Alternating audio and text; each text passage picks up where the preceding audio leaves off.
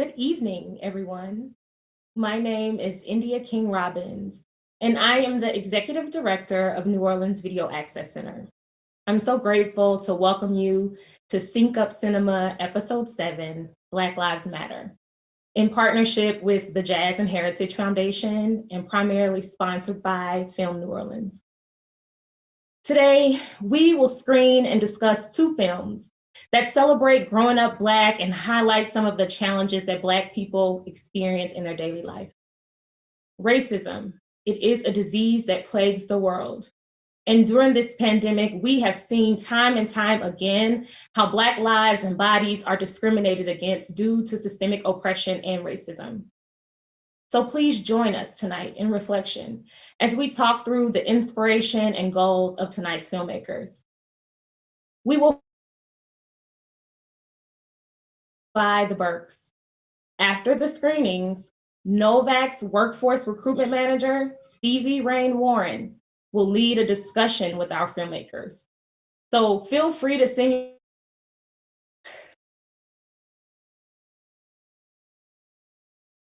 What does it mean to be Black? It means to be resilient. It means to come from a legacy of survivors. It means to have this tangible connection to a type of cultural identity.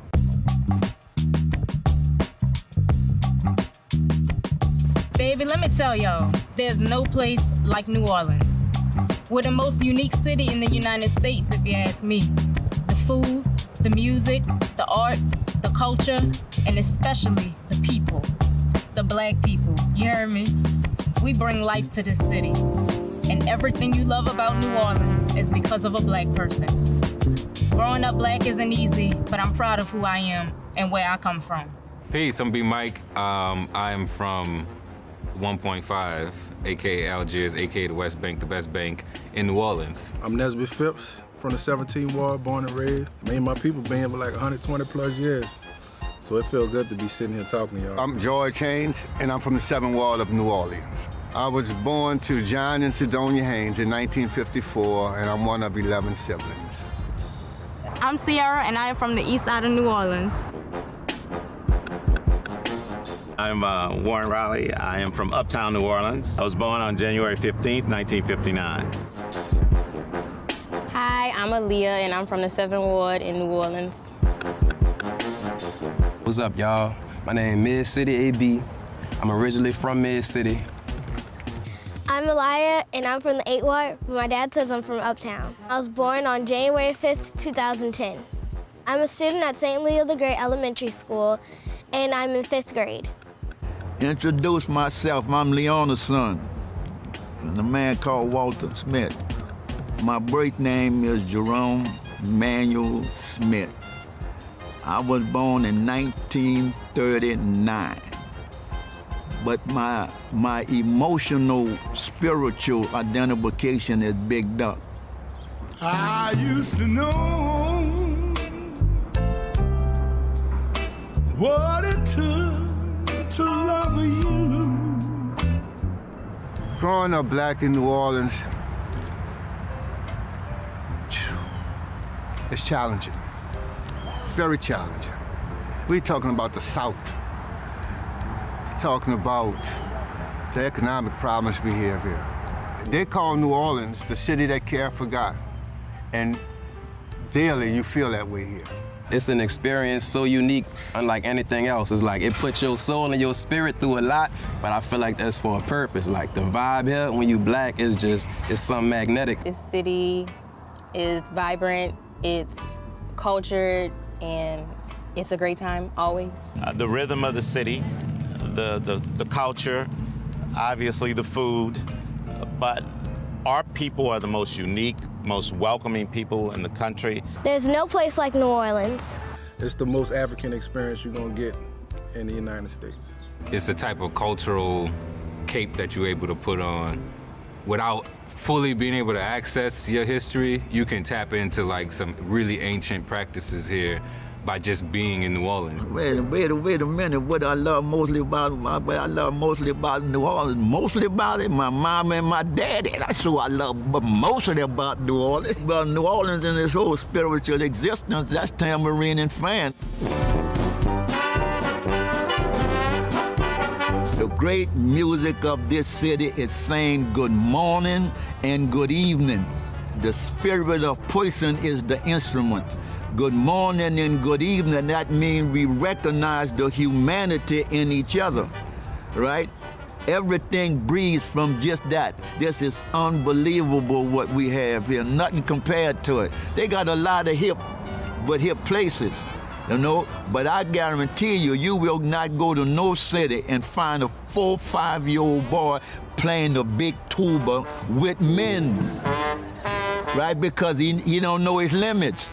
Now he learned that on the street here. That's our trombone and all the water that got me flashing back on some things. We're really in touch with our roots and who we are.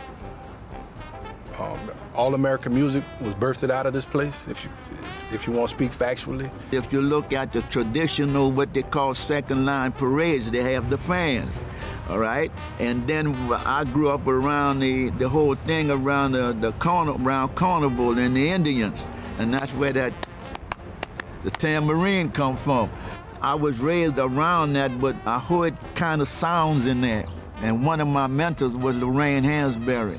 And so I was telling her I heard a sound, and you hear it on the street when it be going.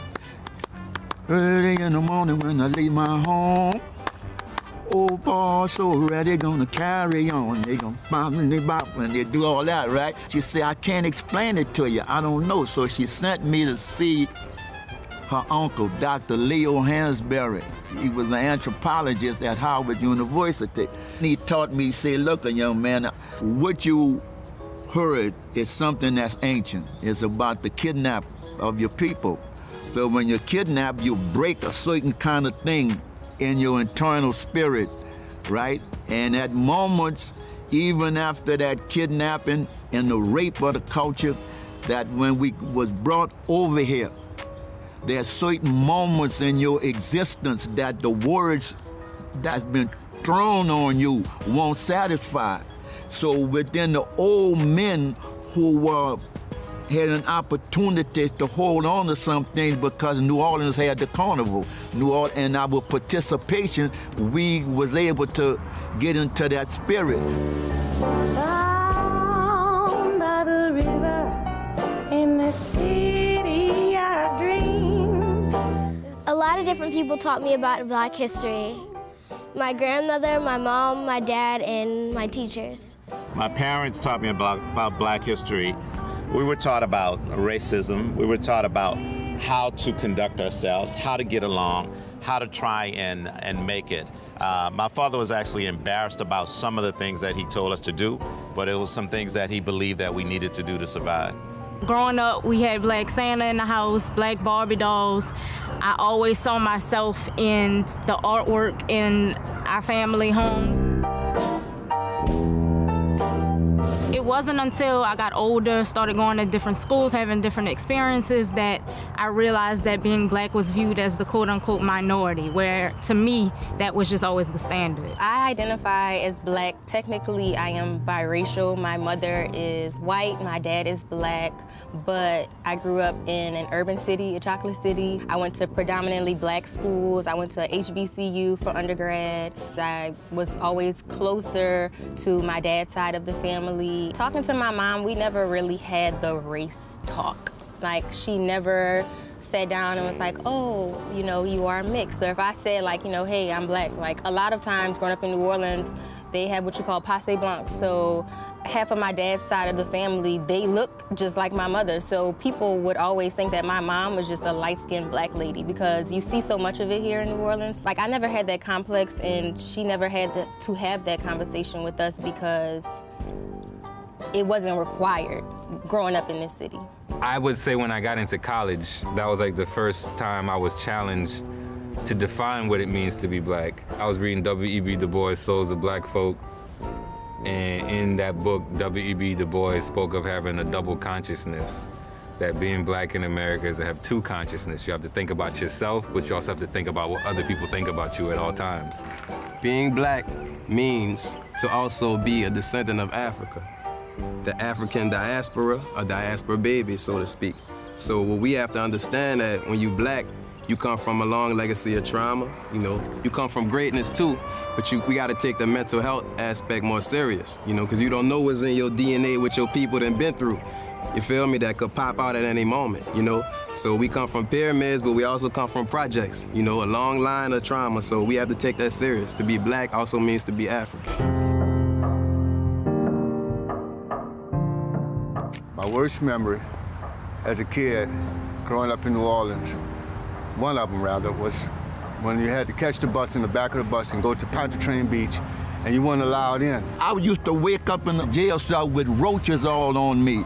I'm on this crutch because the Klan beat me. I done been shot at all kind of time. My fingernails don't grow because me and Ike Reynolds was down in Fayetteville around that army base and we got poisoned. The worst memory of growing up black in New Orleans is definitely experiencing Hurricane Katrina. From my perspective as police chief, related to Hurricane Katrina, it was one of the most, probably the most traumatic time in New Orleans in modern history.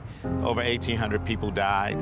If not for the first responders, the city would have been much worse. And hopefully we'll never ever have to experience anything like that again.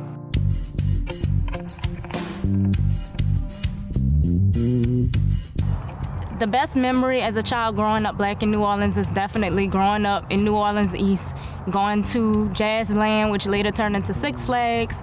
My house was right down the street, and just that access and being able to have a major theme park in a predominantly black neighborhood was just so important to me growing up. What's your best memory as a kid growing up? One time Muhammad Ali come looking. The kids were practicing baseball, and he said, Ali said, I'm trying to find a brother named, but Jerome, something out here. Some people told me I needed to speak with him. So said, we don't know no Jerome. That was the first time on the field. Said, go ask Big Duck in there. said, go ask Big Duck, he gonna know it. So Ali covered there clowning with him. Now the aftermath, Ali said, look, I come to see you, I done heard your name in different places. Everybody say you're low key. Say, I want to do something. I just want to do anything y'all asking me to do. I want to do it. And I said, well, I don't know yet, champ. We don't want no money yet. Said, but we got to do something greater than a few dollars. I said, I don't know. These children going to decide. The children met. The camp came, they was in there discussing it. You got a thing in there on the Muhammad Ali reading contest. We organized the whole school system. We put 50-some thousand children in the Superdome. That could never be done today because we had the backdrop of all those great black teachers, and they mobilized the curriculum. They had spelling contests in each school, and then they had the contests in the Superdome. They had 15,000 of them won awards. They can't touch that nowhere. Yes, I believe that my voice matters, and I believe that all voices matter. I am in complete control of myself and my destiny. I create as I speak. The world I have, not the world that is present. The world I desire, moving forward, the whole nine. It starts with the power of my tongue. You know, the power of the tongue is everything. My voice matter like a mother. Right now we're learning about the Constitution and how everybody had rights with the 27 amendments. Even though the Constitution states that all people have rights, some people aren't following that today. I feel like during the pandemic, a lot of people had time to sit and actually pay attention to what was going on and the horribleness of how black people are treated. I thought that it was important to go out and protest and to be a part of it. Well, the situations involving Breonna Taylor and George Floyd and many, many others that happened before that are horrible situations. Breonna Taylor, there should be no such thing as a no-knock warrant. That should have never, ever happened. The officers were negligent, to say the least, because they opened fire. I understand that they were fired on, but to arbitrarily have officers fire discreetly into a home, any reasonable person would know that could potentially result in something very negative, which obviously happened to Ms. Taylor. I think as it relates to George Floyd, That's one of the most hideous things I've ever witnessed. The fact that this Officer Chauvin put his knee on his neck and the other 3 officers did absolutely nothing. I equate that to the 1800s or 1700s with 4 white guys, walking a black man to a tree and putting a rope around his neck and hanging him, and you have 50 other people around watching who could do absolutely nothing back then. For something like that to happen today is inexcusable. So the Black Lives Matter movement, I think by design, is multi-layered in a way in which your activism or your involvement in it doesn't require you to be in the streets solely. I think there is a lot of good and performative nature of being present and being physical, visually physical in the streets. But I think it takes multiple approaches on multiple levels. I don't know if you can directly measure the effectiveness of the Black Lives Matter protests that have been happening. I think the measurement of how impactful it is it's beyond that particular moment. It's the seeds that are planted from the people who are present, and also for the people who are being a witness from afar, people who are watching it on their timelines, who are watching it on the news. I think it all has a proxy impact, even if you're not conscious of it.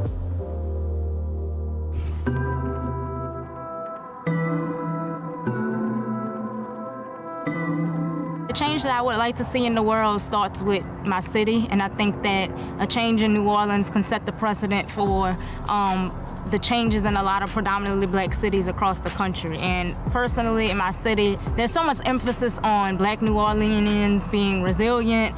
We're always resilient in the things that we have faced, but I really want us to be able to eradicate the conditions that cause us to be resilient in the first place. The change is to not only just be surviving, but us to just be able to live free and really thrive in the city that we call home. I'm gonna answer your question by using a quote from Dr. Cornel West. And he said, anyone who has the audacity to be an artist has to be on intimate terms with despair.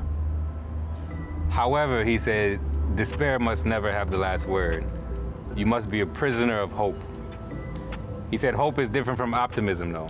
Being a prisoner of hope is to know that there's more beyond where you are, that you don't have to be here forever, that this is not the way things are supposed to be, and that the reason why they're where they are now is because of someone's imagination. So it's gonna require a radical imagination to counter that. And so for me, I feel like I'm hopeful because I realize we're in the midst of a constant mist of imaginative shifts and imaginative seeds that are creating a future that we're gonna exist in together in a better way. My legacy, wow. I pray for this every morning in my ministry. I tell my children the legacy that I leave is one of peace to them. That's where your wealth is. It's not in dollars and cents and property. It's that the love and peace in your heart. That's what I want to leave for my kids. To put that and keep that in their life and hold on to that. I got 2 kids. My daughter's 18 and my son is 15. And we talk about what it is to be black, period, in addition to being black from New Orleans. I make sure that I impute into them that the importance of having knowledge of self. Their success gonna bring them places that character could be hard to sustain. And I try to tell them to pay attention to how the room adjusts itself to them when they come in, whether they become elated or they become irritated. What's the same in both is that you got a presence. And how people respond to it say more about them than you, so don't be bothered by that. Just make sure they know you're in the room. Any way that I can embrace and enhance the black community, I feel like that in itself is a powerful enough legacy to leave behind. I would like my legacy to be on a personal level, that my daughter and my family, that they're very proud of me and what I've done. I want to be remembered as somebody who's just known for showing love, you know, known for looking out for people, somebody who evolved but never changed. My legacy is just that I was a good breeze and I made an effort to so it was good. The simplicity of the existence like that, right? So I would like my legacy to be something that connects to this wider legacy of what people are doing in this moment, what creatives are doing, what black people are doing in terms of making sure that the work they create, the words they use, the movements they make is not just for them, that is for this understanding of making the space we exist in better when we leave. So once we make our exit, we could pass this on to somebody in a better space than we got it. And I think at the very core of all these actions, that is the belief, that is the idea, that's the goal. My heroes are all of the enslaved and free Black people that were born in New Orleans, brought to New Orleans, forced to work in New Orleans, and made this place their own and contributed a lot of their cultures, their religions, their traditions that we are able to still hold on to and preserve today. I don't know if it's a cheat to say my hero is this moment, is seeing all the way people are championing not being defined by the craziness of the world right now. You know, you see all the memes, all the funny stuff about 2020 this and, you know, and this epic movie that we're in. But I would think that the resilience of our creativity, the resilience of our spirit, the resilience of our imagination is my hero right now. The way we bounce back, you heard me? Like Juvenile said.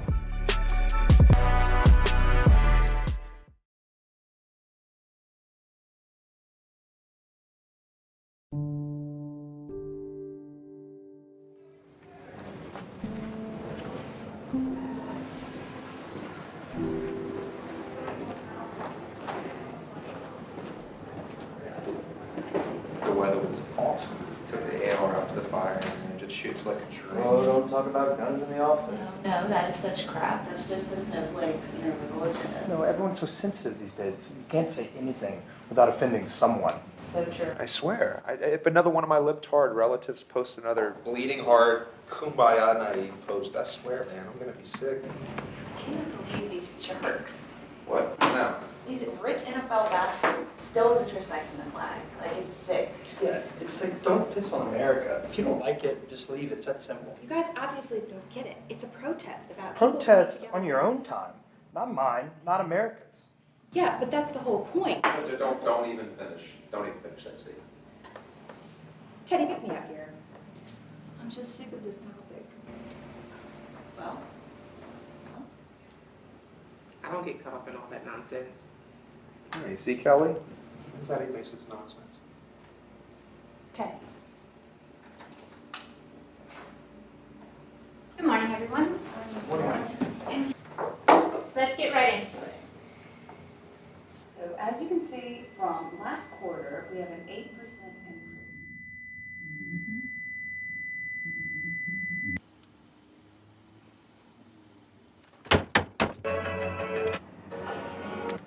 Couple of foxes. Across a full line.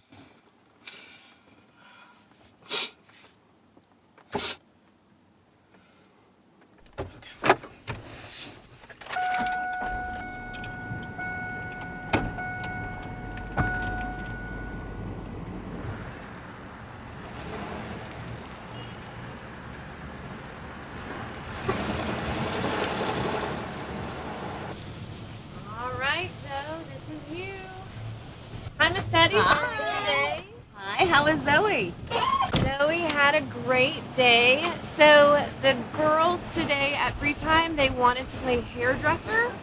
And Zoe showed that she was quite talented with French braids. Really? One of my many talents was Price. I bet. All right, guys, we all have a great day. Bye. Hello, Miss Teddy. Hi. How are we today? Good, thanks. How was Zoe? Well, it may be time for a little bit of a chat. So today during free time, the girls wanted to play hairdresser, and they obviously had a lot of questions about Zoe's hair, because it's so wild. And? Well, they all wanted to touch her hair, and Zoe said no, and that's just not how we do things here. So we don't allow little girls to have autonomy over their own bodies? Oh, no, it's not like that. It's just, you know, they just wanted to touch her hair, and there's no harm in that. Thanks, Miss Price.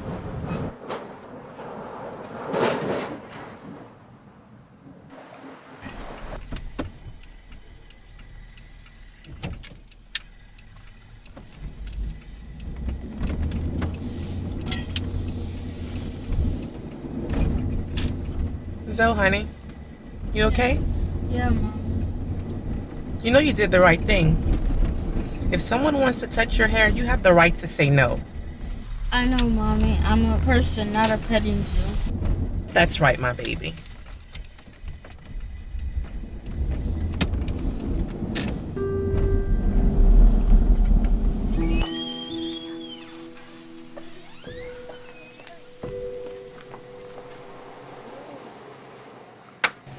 Let's go get some cereal.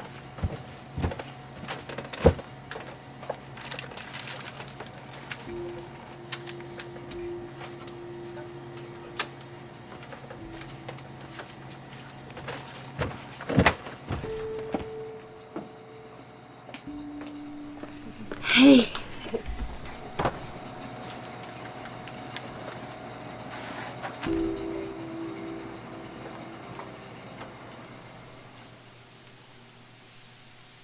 It's gonna be 4:53. Right. I this girl is. She's really pretty. She is pretty. Right? Yeah. Not as pretty as you.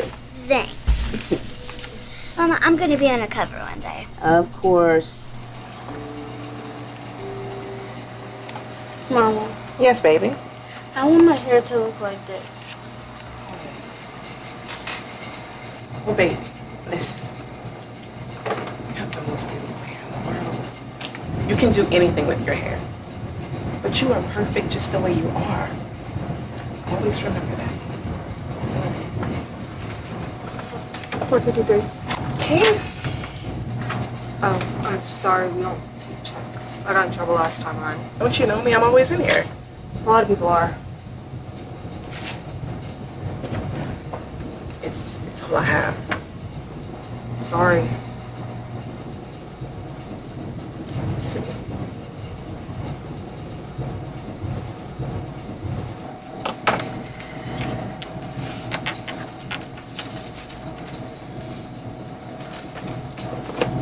Let's go, Zoe.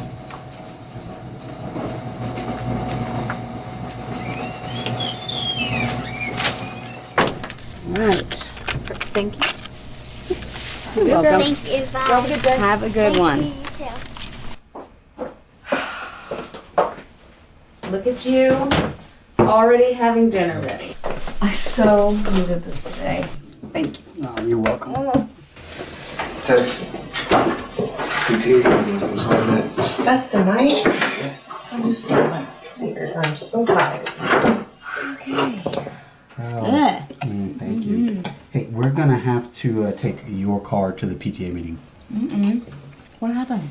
I just got pulled over because that taillight's still out. Weren't you supposed to get that fixed for lunch? Look, I promise, I was on the way to Dave's car shop, but I got pulled over. Let me guess. For the same taillight you were going to get fixed. Exactly. How much is the ticket? What ticket? Come on. I've got my charms. It's more than it should be, but not enough to cause a scene.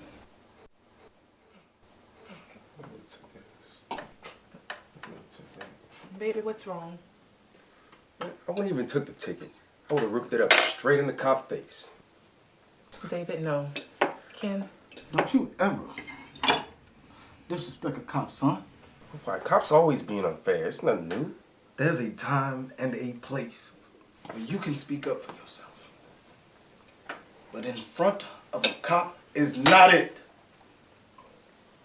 But This is the world we live in.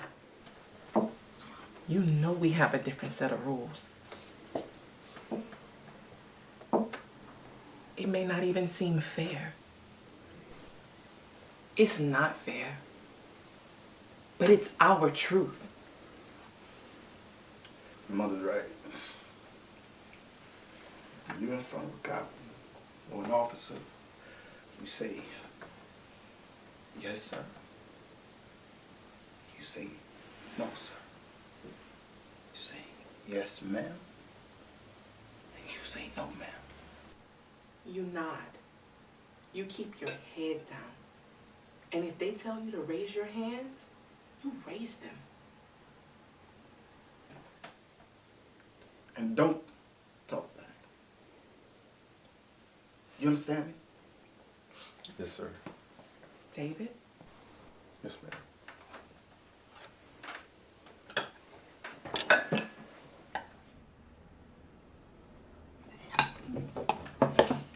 Hey. What's going on? It's Miss Simmons. She was being really unfair today. I know she's gonna say something about my paper tonight at the PTA meeting. She gave me a C, and she didn't even explain why. I thought I supported my thesis, but when I confronted her about it, she said I was being disrespectful and rude. Were you? No.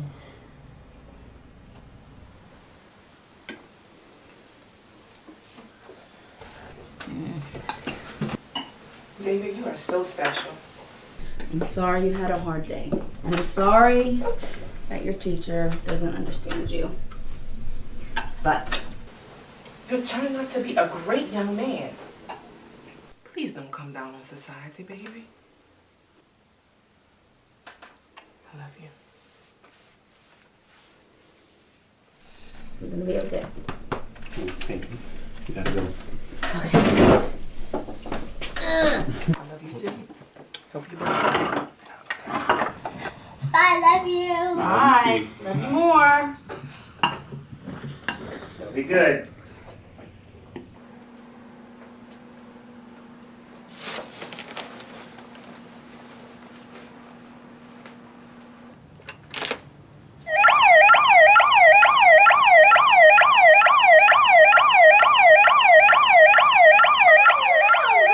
It's okay, Zoe. Did Mom change the password or something? Go call her.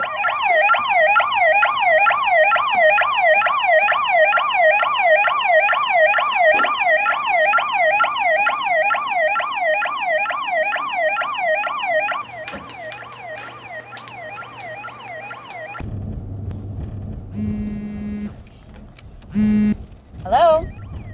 Hey. Oh, God, honey, I'm sorry. Tell David it's 1244. Okay, repeat it back to me so I know you understand.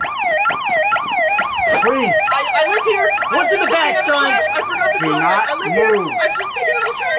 All right, Calm down. Calm down. Just deep breath and tell us what's going on.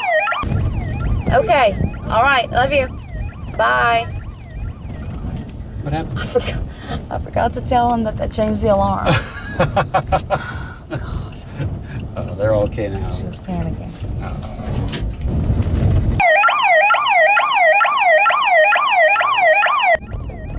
What's that noise?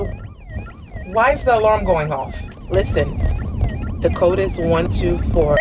Zoe, I need the password. Freeze! What's in the bag, son? Do not move. I live here. I'm just trying to. Do not move. Keep your hands up. 1, 2, 4, 4. Okay, good girl. Now go give it to your brother. I'm not. I'm just trying. Slowly turn around and put your hands behind your head. What was that? What's going on, Teddy? Baby, go in my room, run and shut the door. What's going on? Go home. Drive home now. Okay. They're okay. They're okay. Teddy, what's going on, Teddy? They're okay. What you mean? They're okay. Are my babies okay, Ken? Are my babies okay? Are my babies okay? Ken! Oh God, no! No! Oh, Ken, drive!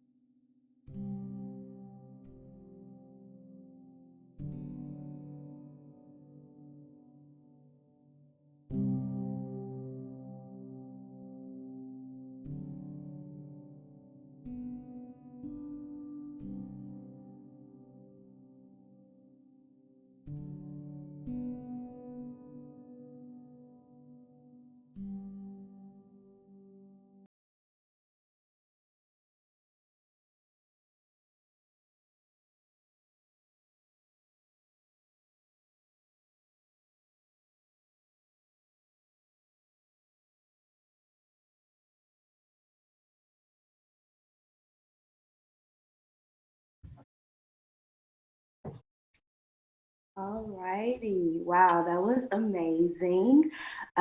First, I'd like to thank everyone who is tuned in tonight for coming out and well, not coming out, staying in, but for celebrating our first annual, our first virtual Sync Up Cinema. And tonight we have the wonderful Miss Heather Haynes, producer of the first film that was streamed, Growing Up Black, New Orleans. And then we also have the filmmakers behind The Burks, Treon Long-Smith, and Jana Gotcha. Thank you all for being here. I'm really excited to dive into these wonderful projects that you all have created. Heather, I'd love to start with you. If you could just tell us a little bit about your background and how you got started in filmmaking and content creation, I'd say. Sure. Well, good evening, everyone. My name is Heather Haynes. I'm from the Seven Ward of New Orleans, born and raised. I got my start in filmmaking and content creation, I would say, when I went to college. I graduated from the illustrious Clark Atlanta University in Atlanta, GA, and I majored in radio, TV, and film. And that's when I first got my foot in the door, I would say. The first time I picked up a real camera, first time I learned how to edit, things of that nature. And then I moved back home to New Orleans after college and started to be a PA on movie sets and really seeing the Hollywood life. And then from there, I moved to New York. It was always a dream of mine to live in New York City with the hustle and bustle. And I just started networking and turning my way up to now working at Viacom, where I'm a senior producer and director. And I'm oversee digital content for those platforms. That is amazing. What a trajectory. I'll come up for real. I'm very, very proud of you. I'm a Louisianian as well. So it's just good to see us, out there in the world doing great things. And then same question, Treon and Jana. Treon, you can start just tell us a little bit about yourself and how you got into filmmaking. Yeah, so I started doing commercials back. I was born and raised in Oakland, California.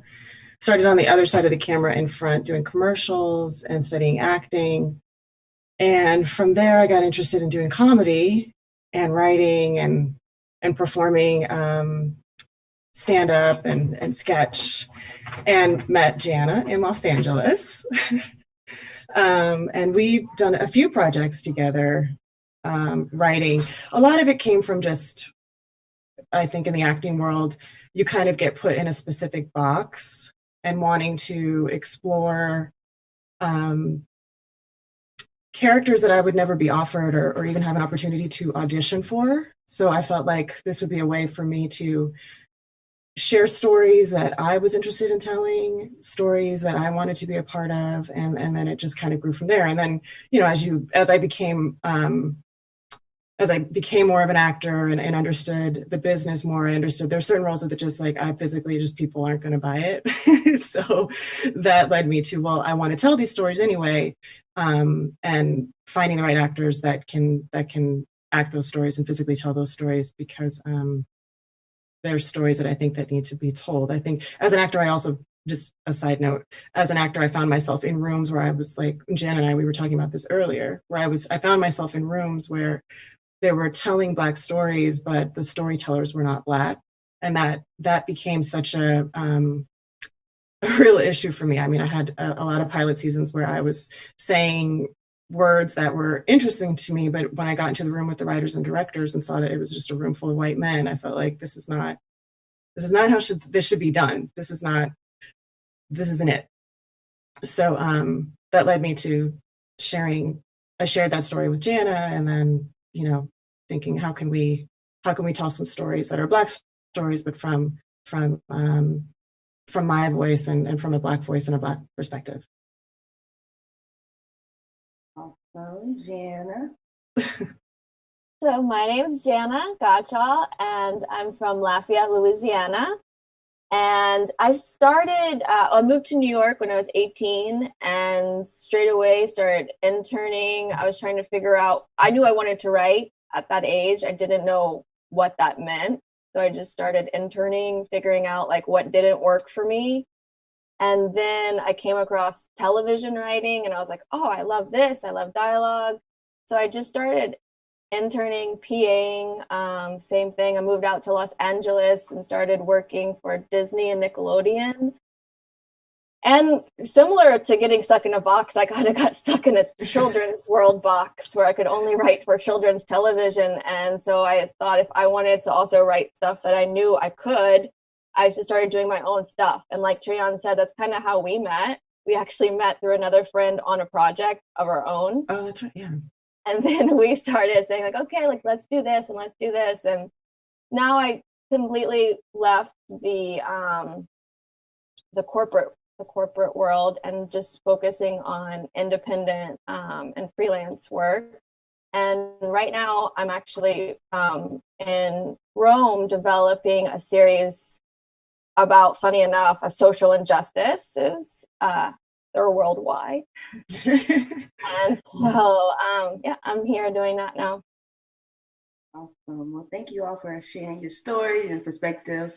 I'd love to shift a bit to talk about the projects. Heather, can you give us an overview of what this project is, and can you tell us a little bit about why you felt, because from my understanding, it isn't a series, but could you tell us a little bit about why you felt it was important to highlight New Orleans in particular with this series? Sure. So a little background about the project. In the height of the Black Lives Matter movement, I was tasked with trying to figure out how to react and respond to everything that was going on outside in the streets. So a lot of ideas came to me, but the most authentic and the idea that felt most genuine to me was talking to people in my community, which is New Orleans, where I'm from, where I'm rooted at, where I'm grounded in, where I learned about my personal identity. So I pitched to my job. I was like, I want to talk to people in the streets, like real people. I'm used to talking to celebrities. I'm used to talking to journalists. I'm used to doing all of this, media work. But it's beauty in telling authentic and real stories from genuine, real people that are in their communities. I really am proud to say that I love to hear from like everyday people about their life. I'm always fascinated when you discover something so amazing from like your neighbor next door, or the man down the street, or things like that, right? So I fought hard to like get this series greenlit and to start it in New Orleans because I was quarantining in New Orleans when all of this was happening. And I was like, my city is so unique and so dynamic. And I feel like in mainstream media, New Orleans is always depicted in like this overly dramatic light. So I wanted to peel back a layer and just show the beauty in personal stories. So that's why it started in New Orleans. And after the success of the first episode, my company greenlit 5 more episodes so I can go across the country and tell more authentic and real Black stories about what it's like growing up Black in America. So it's super exciting. Oh my God, that is wonderful. We'll talk about a silver lining though, like you having to, quarantine in New Orleans and then that being the first episode for this series, you've been from there. And then you touched on this a bit. The theme of this, sync up is Black Lives Matter. And, we wanted to definitely discuss the challenges and injustices of Black people. But one thing I did notice with growing up Black is that you also talked about the other side of that, like it's Black joy and, the positivity that comes with, or the beauty that comes with, being from New Orleans, being Black. Can you talk a little bit about why you chose to highlight both sides of things? Absolutely, because another thing I feel like that's depicted in mainstream media, you never see both sides, right? Right. Like, to be honest, I feel like I watch so much TV and so many films, and right now in mainstream media, it's always like the super depressing Black trauma stories that's being greenlight, that's being nominated for the Emmys and the Oscars, right? And granted, trauma is a huge part of our lives, right? And our history. But what about the beauty and the joy and the uniqueness that also comes with being a Black person? So I wanted to definitely show the beauty in that as well, and also show that we can overcome, and we have overcame for many centuries all of the things that we as Black people have experienced in this country. I wanted to also, you will be educated if you don't know about a Black New Orleanian or a Black person, you'll be educated and hopefully inspired by some of these stories. And also you would like take away that we have a long way to go, but we still have hope, you know, especially people from New Orleans, we're super resilient, you know, Hurricane Katrina, all of the things going on in our community. I feel like I want to show that the resilience, we're strong, we're inspired, and yeah, like we're powerful for sure. So I think I end each episode with everyone talking about their legacy and things that they want to leave behind, because I want you to walk away from the video saying like, okay, I feel empowered. I feel hopeful that right now, you know, it may be tough and we go through a lot, but at the end of the day, I'm going to wake up tomorrow, hopefully, and push forward. So that's like what I really want people to take away from the project. I love that. I love that. Thank you so much for that answer. And Treon and Jana, I'd love to get you all's perspective on just if you could tell us just what, you know, an overview of this project and why you all thought that this was an important story to tell. Yeah. Well, I was just going to touch on what you were saying earlier, Treon.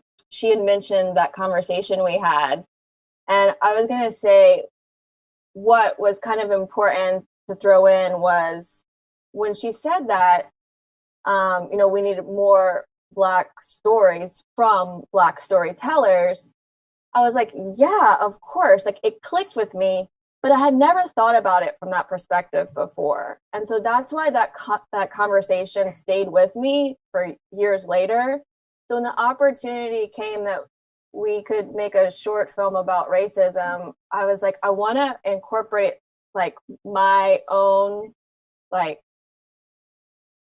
naivety and kind of show that from the white perspective, which is why I think it was important for us to say like, okay, let's show like a person and from a Black perspective and a white perspective. And then Treon had then pitched like, let's do a mother so we can explore motherhood. But no, I just kind of wanted to touch on that because I think that, you know, it's important to show like, I think sometimes, you know, as a white community, we can recognize that, yes, racism exists, you know, yes, you know, there's microaggressions, but we have to really be aware of our own unconscious bias and take an active approach to that. And I think it takes homework. And I think as a white community, a lot of people don't want to take those steps or acknowledge them. I see the white community sometimes being defensive instead of just saying, okay, I need to accept this is the reality. Yeah, I think a lot of what we wanted to do with this film was have it be in some way like a teachable moment of like just really slice of life, everyday activities. And the only difference being this is a Black person and this is a white person going through the same experience, and the possible bias and prejudice and racism that Black person will encounter throughout very mundane, everyday activities that we go through. And it was really important to me. I had just had my daughter, I think she was maybe 17 months at that time. And I brought her with me, which was so crazy. I brought her to New Orleans to shoot it, which was like, in hindsight, I think that's so crazy. But I just had my daughter, and I was just kind of coming to terms with the Black maternal health issues that we were having. And we weren't really talking about them at that time, but I felt like I was sitting in so many mommy groups where I was the only Black person. And I just was thinking, I'm having a profoundly different experience than you are. And I you don't even know what I'm talking about as I sit here and share some of the things that I'm going through. And it just became important to me for one, I felt like I needed to tell like a motherhood story because Black motherhood is so unique, and it's a perspective that I think in Hollywood and in entertainment, we really miss out on telling those stories. We're really good at telling like the comedic version of like the hand on the hip and the, you know, this whole thing, which is funny and has a place, but there's also some really rich stories that can, that I just think we're missing out on. They're just some beautiful stories out there. And I wanted to kind of touch on it a little bit, but more than anything, I think Jana and I were looking to offer offer a learning opportunity, offer a way for people to watch something unfold and walk away and go, oh, I see this so differently now because I've watched this film. Amazing. Yeah, and Trian, I can't, echo that enough. There is so much specificity and nuance in Black motherhood that it's a lot of media misses the mark on that. But I think that you all did a beautiful job in reflecting that. Thank you. I want to shift a bit about like actual production. Heather, of course, you interviewed New Orleans natives, the folks that were in front of the camera. But I did also notice that a lot of your crew, our fellow filmmakers, they were also from New Orleans. Can you talk a little bit about, I'm sure, the intentionality behind that and why you chose other New Orleans based folks for the production crew? Yeah, absolutely. It was definitely intentional with this project. I would like to hire all Black crews to tell the Black story, and also locals to each city. So New Orleans was easy because I'm from there, and Edward Buckles is my friend, so he was easy to call on to be a DP and also a co-producer to call up his friends to be a part of the project. So that was definitely intentional. And moving forward in New York, I hired a crew from New York, all Black crew. So each city that I go to, I want to hire locally and give all of those people opportunity to have a VH1 credit. And yeah, it's very important. A lot of the folks that worked on this project in New Orleans, that was like their first or second time, either one working on set and also working for a mainstream company. So I think giving them that credit is definitely something that I'm proud of. And it was definitely intentional for sure. Listen, you are speaking my language. Hiring local talent. I can't even put into words how much you are speaking my language. And yeah, shout out to Ed Buckles. He's great. And then Trian and Jana. Jana, you're from Lafayette. Yeah. So what was that like filming in your hometown? And what was, and I'm sure like getting locations and all of that was probably an interesting experience. Can you talk a little bit about that? Yeah, sure. So the crew and cast, I think it's like 98% Lafayette, Louisiana. Most of the crew was an amazing students from UL getting their credits to be filmmakers. So they were with us morning, noon, and night. And yes, getting locations was we had some great experiences, but at the same time we were met with some really racism. They learned what the project was about, and they didn't want to make their customers uncomfortable. So they chose not to be involved. And you could tell what the reasons were. And it was obvious that the reasons were the storyline. So it was that was frustrating. That was a bit of a frustrating experience, when you're setting out in your projects to make change and to promote change. And then you see that in your own backyard, there's people who don't want to help. Mm-hmm. Not just that. And the thing is, I think us from Louisiana, and I'm sure it's similar from Oakland, you have a lot of like hometown pride. Mm-hmm. And so when you see something in your hometown and you see the racism is blatant, it's hard to swallow. You don't want to admit it, but it's there. Yeah. And actually, it also happened with our first editor. We had an amazing editor step in, but the first one dropped out because after a couple of weeks, the content wasn't for him, and it wasn't. So we were met with some of that, which really kind of shows you how important it is for people to see more films like this.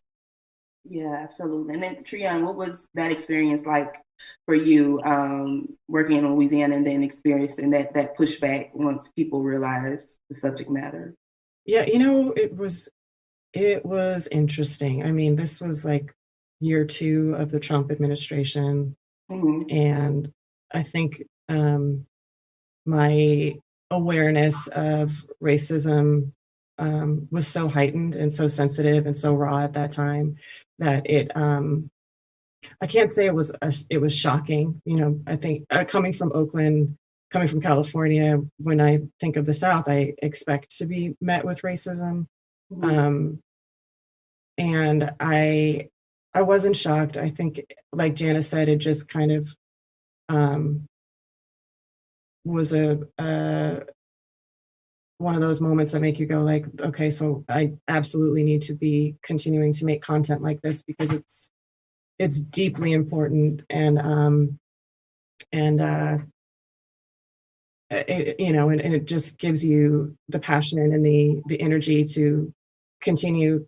When you're doing any sort of indie work, as you guys all know, it's a labor of love. You're waking up early, you're going to bed late, you're not sleeping, you're barely eating. And, I think situations like that for me, I take that energy in and I use it to fuel me to continue to get up and work on that project, and not only work on that, but think about what's the next one, so that I feel like I can like kind of play my part in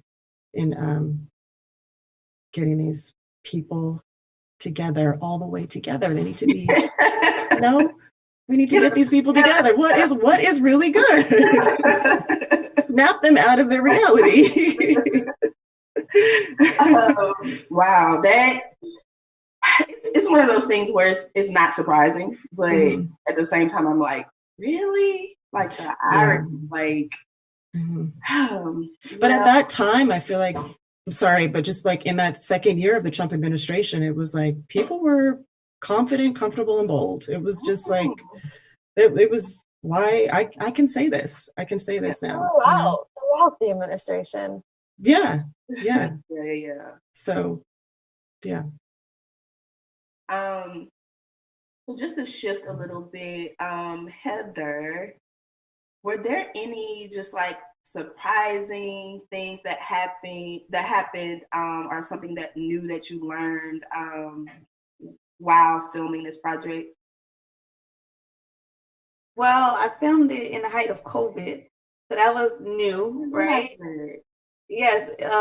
Somebody did have a mask on. I did remember. Okay. We filmed in October. Wow. Yes. Yeah. So it was a lot of COVID tests. And that was a new experience, trying to literally wrangle talent to get their tests taken and things like that. I casted 2 people that wind up dropping out because they didn't want to take a COVID test.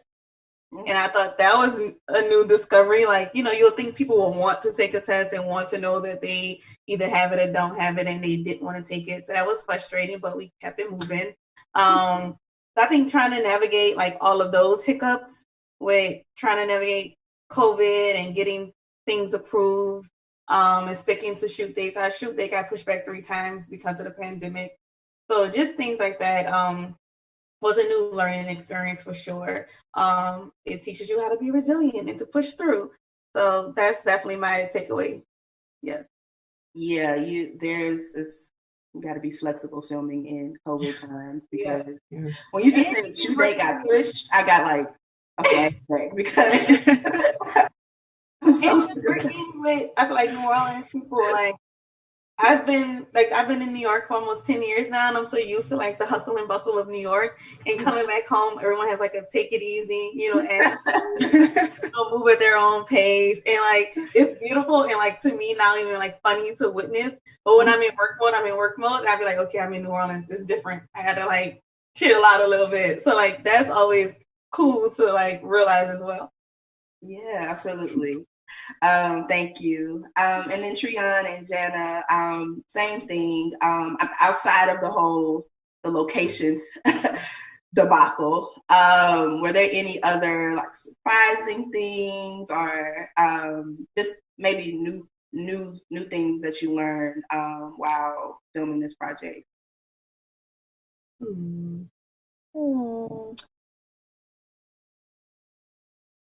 Well, let's see. Okay, it was we had to get the locations, and so Trion was in Los Angeles.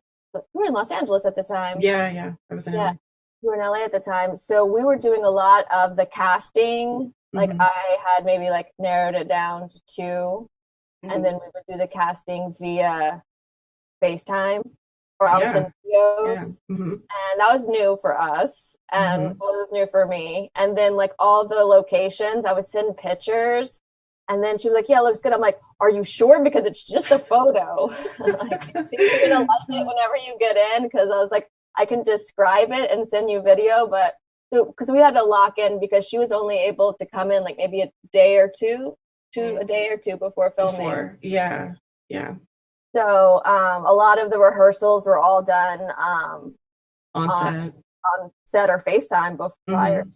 So that might have been a new experience. It was new for me. I felt a lot of pressure. Yes, it was a high pressure production. I think something that I learned was that I felt like casting was so important of like how important it is for someone just to in our situation to just be the character. And it was fascinating to me to watch how especially with the Black family, how easy it was to tap into the emotional life of the character and really bring it to life in ways that it was so moving. I remember us being on set, Jana, and just watching it and being like, oh wow, like this, it was so easy just to drop into that space. And honestly, for me, it was kind of heartbreaking because it meant that like how easy it is for Black people to access that pain of what it means to be, part of what it means to be Black in America. Absolutely. Thank you all for that. I'd like to talk a little bit about what's Black Lives Matters to you, and how do you feel you impact the movement towards change and equity, whether it be through your filmmaking or just personally. And Heather, you can start. Let's see. Well, to me personally, I think that Black Lives Matter, like the way that I intend to join the movement, is being the change that I wish to see in the world. I feel like oftentimes we tend to criticize others, and we tend to make a lot of negative remarks about everyone else, but not focusing on what we can do to make things better. I think it takes one person at a time to focus on like how can make this world a better place. So that's what I try to do with my art, with my day-to-day interactions with people. So being a change that I want to see in the world. That is how I contribute to the Black Lives Matter movement, through all mediums, through conversation, through art, through content, through relationships. I want to lead with that. So that's what I would say. I love that. Yes. Got something to say, but what are you doing? Are you doing the work? Right. What are you doing? Exactly. Right. I hold everyone accountable as well. So. Right. You got some self-work to do first, and then absolutely. Jana, Trion, same question. What is Black Lives Matter to you, and how do you feel you impact the movement towards change and equity? Yeah, I think Black Lives Matter means a great deal to me. I think the movement is something that's so powerful, and watching it really move the world has been such an emotional roller coaster of like part of me feeling so proud and feeling so thankful, and then at the same time feeling very raw and exposed and just like deeply pained and saddened that this is the state of Blackness all over the world, not just in our country. Personally, I think after having my daughter, I made a commitment just to speak very openly about race and prejudice, racism. I mean, if you are, I call out racism and prejudice in any basic if we're in line at not anymore because it's a pandemic, but if we're in line at the coffee shop and we're speaking about race, and especially with liberals, I think that's been like my personal kind of my personal world is wanting to like really challenge and directly confront liberals and progressives who claim and believe that they are not racist, that are actively participating in the systems that allow them to thrive in ways that my people have not been afforded. So that is just a constant thing for me that I'm constantly sort of sitting there going like, oh, really? And you're coming with your assumptions that Black people have all of these choices and options, and that is not the case. And I would like to lay that out for you very clearly so that you will never make that mistake again, as well as here are 10 books that you should read as well. So I think there's that for me. And then the other piece is just with my daughter and making sure that I'm raising her to, she's biracial, her dad is white, he's Jewish, and that she has a real sense of pride in what it means to be Black, what it means to be a person of color in this country today, in the past, and what that could be like in the future as well. And then with work, I think as much as I can control as an actress, I try my best to just be like, I think funny enough, I try my best to just have like my natural hair as much as I can in any role I can. It's like comes down to like really little stuff that I can control where I'm like, little, but it's not. It's little, it's but it's right. Not. I know. I feel like that is something that I really go to bat for as much as I can of like, no, I think this character's hair is natural. Like, I think her hair is natural. Like that's my own little kind of piece. And then, and things that I can create on my own, I really make sure that it's a story that I think just rarely gets told, which is usually things about moms and Black women and that, yeah. Nice. Thank you so much. It was beautiful. Jana? So the Black Lives Matter is important to me. It's important to me. It's been important to me my entire life. I've always felt a true sense of having equality, and I think I even got called out a lot as a child for it. But I think now that I'm an adult, I'm realizing my role is to listen more, and I need to listen to other voices than my own, because we've had a lot of time to speak. And I'm doing a lot of homework, and just because I'm not racist and just because I want equality doesn't mean that I don't recognize, like I said, my own unconscious bias. That's something that I have to work on. That's homework for the white community that we have to work on, because it's deep-seated in us. Where it's probably you're not aware of it until it's called out to you. And then once it's called out to you, you can start to realize like what we can do.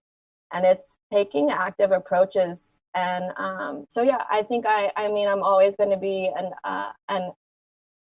activist and advocate, but I think also I want to be a listener. That's big because a lot of white moderates do not think that way. So, and a lot of things that you said, listening, reflecting, and actively making these changes, not, just in the moment, it's just vocally saying you think things are wrong. And I definitely think that there's work to be done on both sides. And I appreciate your perspective there. It made me think about Toni Morrison. She's like, leave us out of it. Like, that's leave me out of it. That's white people's work to do. So thank you for that. And then as we wrap up this discussion, I think we're about to start taking questions from the audience, from social media. But I just wanted to thank you all again, for your time, and for coming out. I keep saying coming out, like I really It kind of feels like we're out. A little social. I put makeup on. I did something with myself. So. Right. But again, thank you all again. So the questions are coming in. So this question, I believe it is for Heather. Someone asked, how did you decide on who in the city to interview? Really good question. Great question. I wanted to tell as many different stories as possible, different Black stories.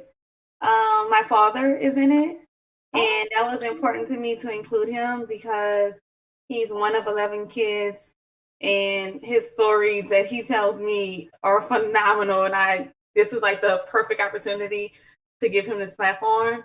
So that was like amazing to me. And then, I want to say different age ranges and different decades of people.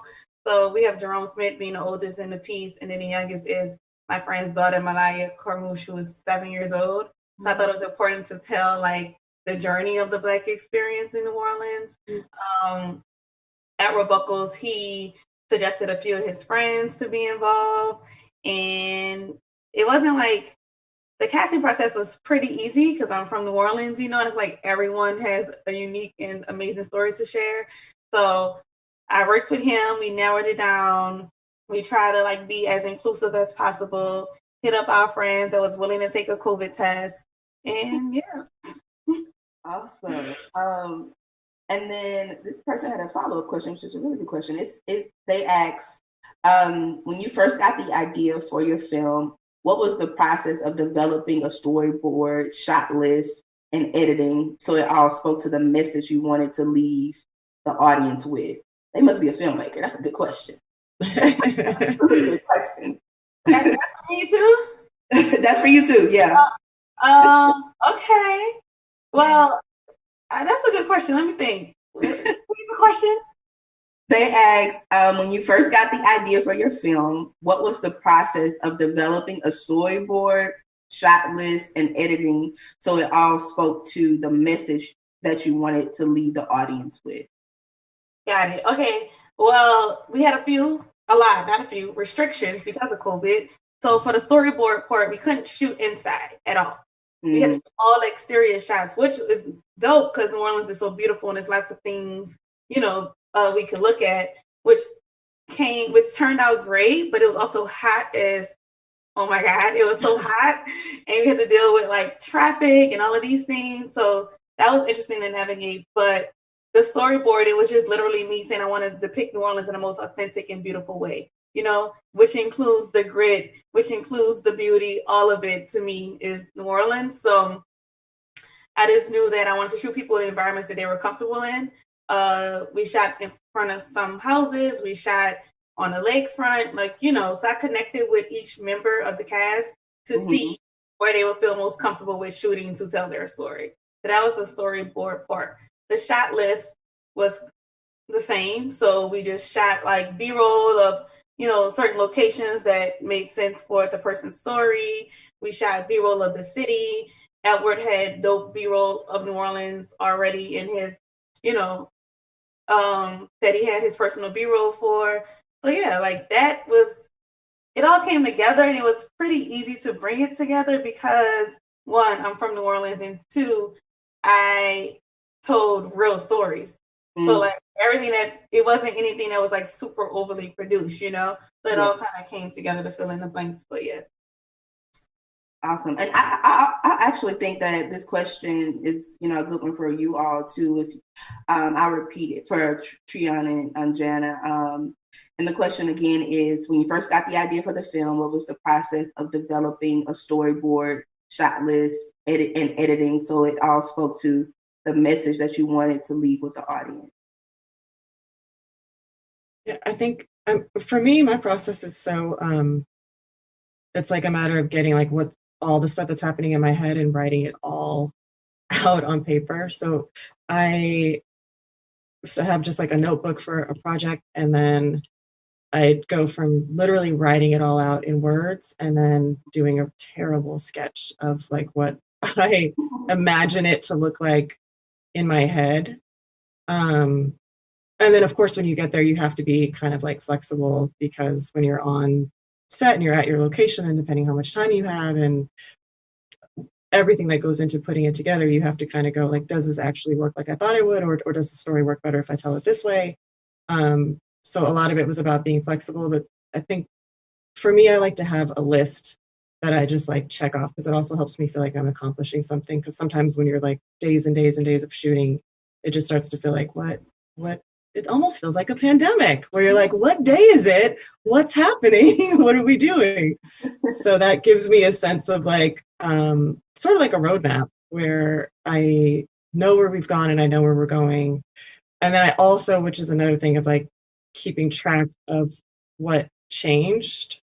So if I thought it was going to go this way, and then it's like, oh no, it didn't work out that way at all, what we actually ended up doing, so that when we get to editing, I can like remember how it should all fit together. Well, I think we had the advantage of like when we knew the location had changed, like we were able to be like, okay, this won't work. We need to go back and like maybe rewrite this, or this person can't be in part of the room or something.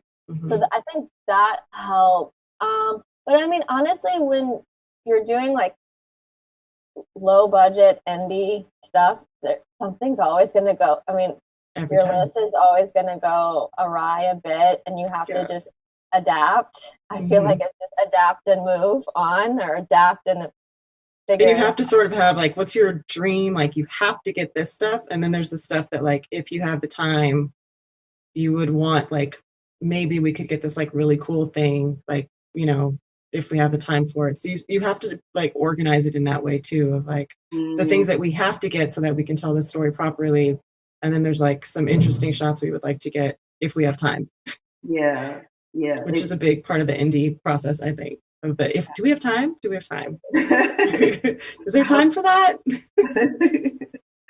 And thank you. And then another question for you actually, Jana, is what were you looking for when you were scouting locations?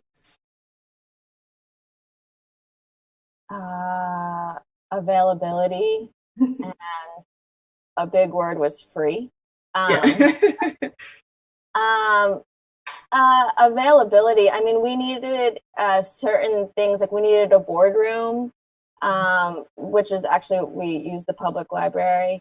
But I mean, it was trying to find places that could accommodate us, even though it's not a big cast. I mean, when you have a cast and crew and you're going into locations and with equipment. I mean, also, we used my mom's house for a location. I don't think she was very happy at the end of it. But, everything that we could use, a lot of it was for financial reasons. But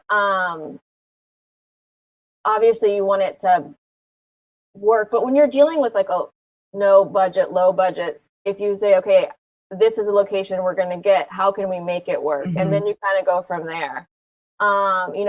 You're always going to be limited. And honestly, independent filmmaking is just limitations. you'll have a beautiful story, and then you're like, okay, this is what we have to work with. And then you'll figure out, okay, how can we make this story in here? And it's just, you're just adapting and you're making everything work. So if the location's not what you want it to be and it doesn't look like you envisioned, you just have to do your best to create it. Yeah. Awesome. Any last advice for filmmakers, aspiring filmmakers out there that are watching and, you know, hoping to start making content? Any last advice? Don't be discouraged. Don't be discouraged. It's hard, but it's worth it. Yeah, I think it's like just a matter of just doing it, you know, just pushing through whatever kind of obstacles you've got running around in your head and just doing it anyway. And I think probably one of the biggest things I always have had to learn is that it's not, it's probably not going to be perfect, and that's okay. You know, don't let this idea of like, of it not like kind of meeting exactly how you imagined it in your head stop you from expressing yourself and telling the stories that you want to tell. That's a good point. I piggyback off of that. That's what I was about to say. I still have to get used to overthinking, like trying not to overthink ideas and just doing them. The pandemic has been helping me do that, I will say. Yeah. But that is great advice, to just do it. Yeah. Yeah. I mean, I think especially this past year, I've just been thinking like the only difference between me and someone else who I feel like is like achieving something is that they just did it. They just like actually went out and did it. That's the only difference. Exactly. Yeah. You're like, I have all the capabilities. Yeah. I have the resources. Right. Yes. And even if you don't, you will figure it out. You'll put it together and you'll figure it out. Absolutely. Any other upcoming projects that you all have, you know, after this? Oh, wait, I forgot to ask about what's next for the projects that we were just talking about. Rollout, distribution. What's next with those projects? I can go. Grown Up Black New Orleans is currently on VH1's YouTube channel there, and we launched Grown Up Black New York on Wednesday, as well on VH1's YouTube channel, and that's super exciting. And we have at least 4 more chapters in different cities across the country. So I'll be working on this for the next couple of months, and yeah. Congrats. I can't wait to see all of them. Jana, do you want to? Yeah, sure. We're working on getting this with some activist groups. We're in communication with every town is going to be viewing it, and Moms Demand Action. But also we're trying to get it with some other just activism equality groups to see if they can help in their promotional tools in any sort of way. Awesome. And then, of course, we're going to be also streaming it on, it's called Candyman now. I can't remember the name of it. They just changed the name. Okay, cool. We'll get, you know, that info and okay. in our newsletter. If you're not subscribed to NOVAC's newsletter, please do so. And you can find it at novacvideo.org. I want to just reiterate, you know, my gratefulness for you all being here and talking about your films and sharing your perspective. I know we have a lot of, again, like I said, aspiring filmmakers, current filmmakers that I hope we're able to take a lot out of this experience. And a reminder for those watching, the second part of Sync Up, which is Sync Up Seminar, is tomorrow at 1 p.m. Central Time. And the seminar will be operated as an interactive Zoom meeting. It'll be taught by Marsha Cunningham, and you can get the information to register for that seminar on NOVAC's Facebook or Twitter or in the bio on our Instagram page.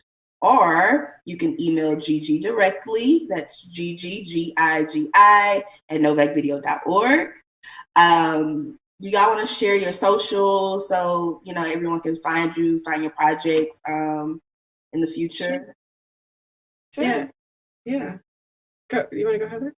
Sure. My social on all platforms, including TikTok, is Homegirl Heather, HOMEGURL Heather, HEATHER. That's my social. I am at Treon Long Smitty on all social platforms, including TikTok. I gotta catch up. Y'all like it's so fun. It's so fun. It really is. I'm trying to see it. I'm sorry. Okay. No, it's true though. It's fun. So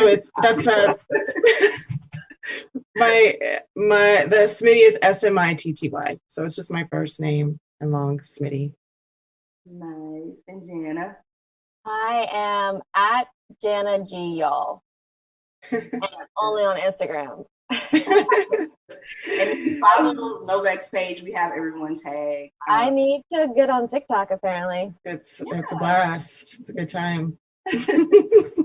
Absolutely. Again, thank you everyone for attending this Sync Up Cinema. It is again a quarterly series that we host with in partnership with the Jazz and Heritage Foundation and the City of New Orleans.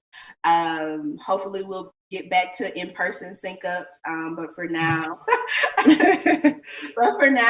and this is our first virtual one, so I'm excited to continue with this series. I also want to just quickly acknowledge Trayvon Martin, who would have been 26 years old today. I know for a lot of people in my generation, that was our first time, I would say, feeling and witnessing injustice in real time. We knew about it, but his murder, rocked me to my core, and I definitely wanted to acknowledge that. Happy birthday to him, and sending thoughts to his family and loved ones. Again, thank you, the three of you, and thank you everyone for joining us tonight. And I hope everyone is staying safe, staying sane, staying well, and good night. Thank you. Good night. Thank you. Thank you. Good night. Bye.